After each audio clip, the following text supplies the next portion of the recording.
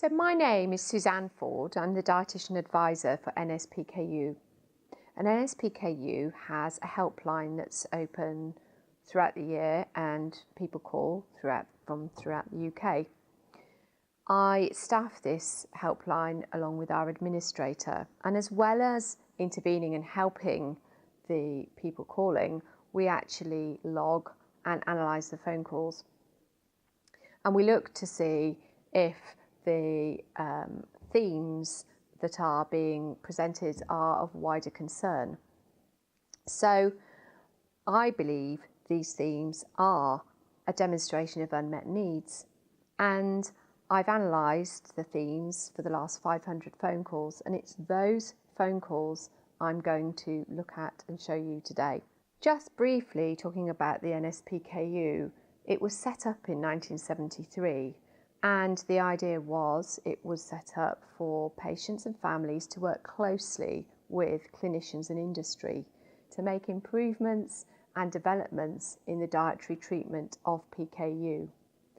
And this worked very well for the ensuing 30 years after setup. However, it's flatlined now, progress with treatment. We get phone calls still with people who are struggling, and bear in mind that the people who are ringing us are experienced in the NHS. They have established and trusting relationships with their metabolic teams, and they don't have unrealistic expectations. However, still they have to ring our helpline, and I'm going to talk about what they ring about. I've categorised them into 4 areas. If we start at the top, in pale blue, we have psychosocial queries, and these represent 13% of our queries. So, as we know, people with PKU can experience neurocognitive and psychological complications to undertreatment. The other thing to remember is that the dietary treatment is really complex and it's burdensome, and this is a rare disease. So actually, people following the treatment are feeling isolated and alone.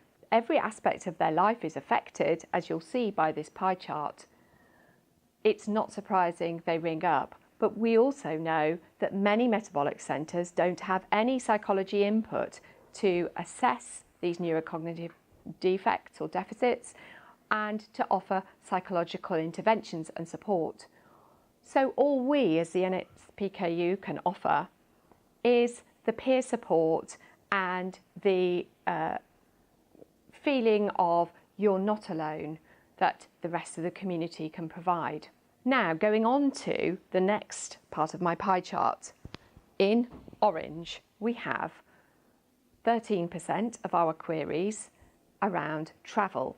PKU is a disease or disorder whereby spontaneous activities can't happen. Leaving the house without knowing that your dietary treatment or food is close at hand isn't possible. So family holidays or any sort of trip needs extensive research and planning. So it's not surprising that we get a lot of calls about this. Now the next part, which is in grey, is financial. So 11% of our queries are about financial issues. These are broadly in 2 areas. Firstly, worryingly, people applying for mortgages have stumbling blocks and questions asked when they come to get the mortgage insurance. What's PKU? Can we have further explanations and supporting letters? No, you can't have it, or you'll have to have a raised premium, and I need to know all the details. This is very off-putting. More worrying still is the number of queries we get about disallowed disability living allowance. So bear in mind the complex dietary treatment takes, as we know from published evidence, 19 hours for a carer to administer to a child.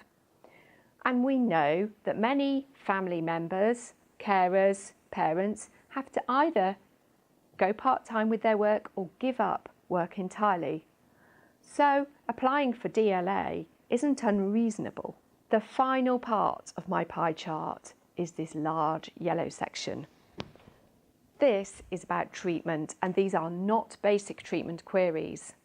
So what we commonly see is people ringing for help about their primary care and their access to both their secondary care, their metabolic teams, and the access to prescriptions. GPs don't understand PKU.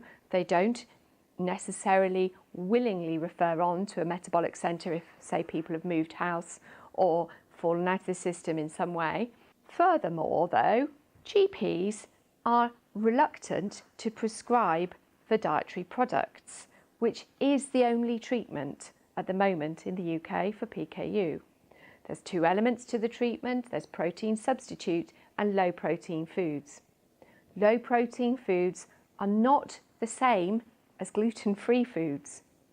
So this amount of bread mix cannot last an adult male for 1 month, and nor can he go and buy any product like it from the supermarket, such as perhaps someone might buy gluten-free foods.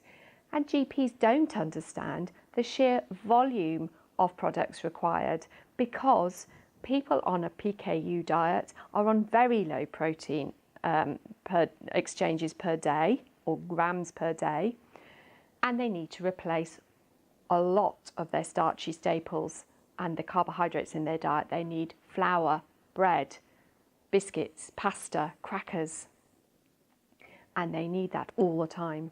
They can't get it anywhere else. It's only available on prescription. We also get queries about people who've seen other non-dietary treatments online that are available in the rest of the world, and they ask, is this available here in the UK now? And we have to say no. So the access to decent and full treatment for PKU in the UK is really currently experiencing barriers, and this is in different areas of the UK. There's no one geographical area that's worse than another. We get calls from the southwest, the northeast, central London, the home counties, Scotland, Wales. There's not a pattern.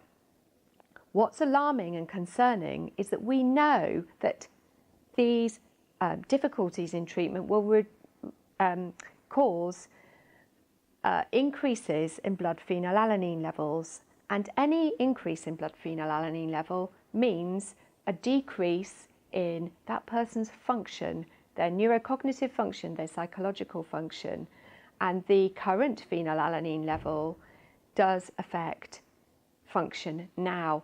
So people are experiencing difficulties in their daily lives throughout the UK because of these barriers to treatment. I want to summarise and say that the dietary treatment is so intense and complex that actually the treatment prevents a normal life. That also we know that healthcare professionals throughout the UK are not necessarily equipped to help people access treatment that they need. And that also pharmacological treatment that could be an alternative to dietary treatment isn't available in the UK. We actually can summarise and say that the healthcare setup for people with PKU in the UK isn't set up to meet their needs. Thank you for listening.